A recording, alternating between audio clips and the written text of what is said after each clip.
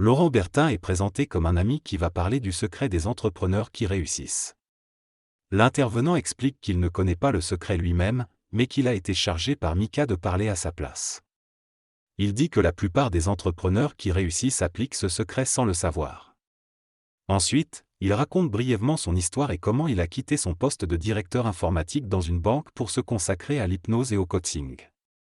Il cite une phrase d'Oscar Wilde sur l'importance de viser toujours plus haut, mais il souligne qu'il ne suffit pas seulement de viser, il faut aussi agir pour atteindre ses objectifs. Il mentionne ensuite une citation de Neil Armstrong sur le fait qu'il faut d'abord quitter la Terre pour aller sur la Lune. Il explique que malgré son désir de se lancer dans une nouvelle carrière, il était confronté à des contraintes financières et familiales qui rendaient cela difficile. Finalement, il reçoit un appel téléphonique qui le fait réfléchir à ses possibilités. Le narrateur commence par expliquer que les gens qui appellent avec des techniques de vente dépassées le mettent mal à l'aise.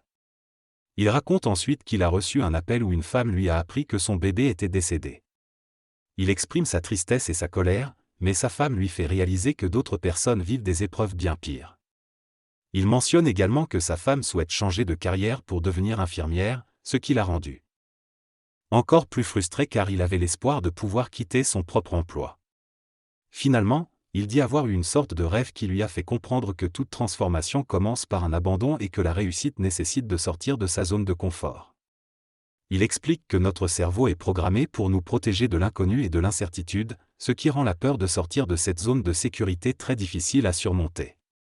Le narrateur conclut en citant Saint-Exupéry, « Se faire printemps, c'est prendre le risque de l'hiver ».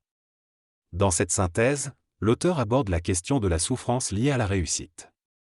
Il mentionne qu'il est prêt à traverser des épreuves et à sortir de sa zone de confort pour atteindre ses objectifs. Il s'appuie sur différents exemples pour illustrer son propos, notamment celui des héros qui agissent malgré leur peur. Il souligne également l'importance de la visualisation positive pour motiver l'action et éviter la procrastination.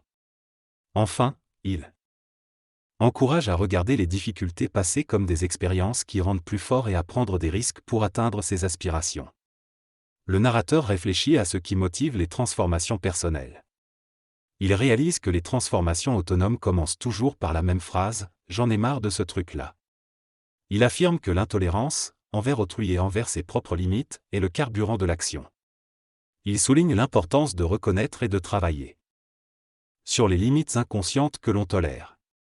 Il critique l'idée de s'accepter tel que l'on est, préférant l'idée d'accepter de ne pas être parfait et de toujours chercher à évoluer. Il constate que les entrepreneurs qui réussissent ont en commun une intolérance à ne pas évoluer. Il raconte comment il a utilisé cette intolérance pour quitter son emploi et se lancer dans une nouvelle carrière. En seulement 3 ans, il est devenu directeur d'un centre de formation d'hypnose. Dans cette synthèse, le narrateur exprime son désenchantement envers la Lune, qu'il considère comme un désert de médiocrité. Il parle également de sa propre expérience de divorcé et de la remise en question de sa vie. Il réalise que viser la Lune n'est pas l'objectif principal, mais plutôt de se concentrer sur les relations affectives, la vie sociale, le travail, la santé et l'évolution personnelle. Il souligne également l'importance de bien s'entourer et de ne pas rester figé dans un rôle qui ne correspond pas à sa véritable identité. Le narrateur conclut en encourageant les auditeurs à avoir le courage de traverser la souffrance de la réussite et de redéfinir leurs limites pour trouver leur propre épanouissement. Le texte évoque l'importance de l'entourage intérieur dans nos vies. Il souligne que ce sont les pensées et les croyances que nous avons intériorisées depuis notre enfance qui peuvent avoir un impact sur notre bien-être. L'auteur donne des exemples concrets pour illustrer ce concept, comme celui d'un agent immobilier qui avait pris les mêmes décisions financières que son père décédé, ou celui d'une personne qui avait retenu l'idée que la réussite était autodestructrice. L'idée principale est que pour être en harmonie avec soi-même, il est important de prendre conscience de ses pensées inconscientes et de les remettre en question. Dans cette synthèse, l'auteur parle de l'importance de trouver sa voie professionnelle et de faire face aux obstacles qui peuvent survenir. Il mentionne également l'impact des croyances personnelles et des expériences passées sur la réussite. L'auteur propose aux lecteurs de réfléchir à leur motivation profonde et de se connecter à leur souffrance pour surmonter les difficultés et saisir les opportunités. Il invite les lecteurs à se poser la question de ce qu'ils feraient différemment s'ils savaient que chaque journée pourrait être leur dernière. Enfin, Il propose un exercice de vision pour aider les lecteurs à créer une image claire de leur réussite dans 5 ans. Lors d'une conférence sur le changement, le conférencier raconte son expérience personnelle. Il a écrit une phrase sur l'amour de sa femme pour la sodomie, ce qui a conduit à des problèmes dans leur relation. Cependant, grâce à un exercice de visualisation, il a réussi à transformer sa situation et à retrouver une connexion avec sa femme. Il partage ensuite une réflexion sur ce qui rend une relation amoureuse véritablement satisfaisante.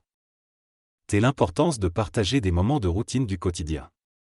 Il conclut en exprimant sa gratitude envers les personnes qui l'ont soutenu dans son parcours de transformation et en partageant une citation qui a changé sa vie: « L'herbe n'est pas plus verte ailleurs, elle est verte là où vous l'arrosez. »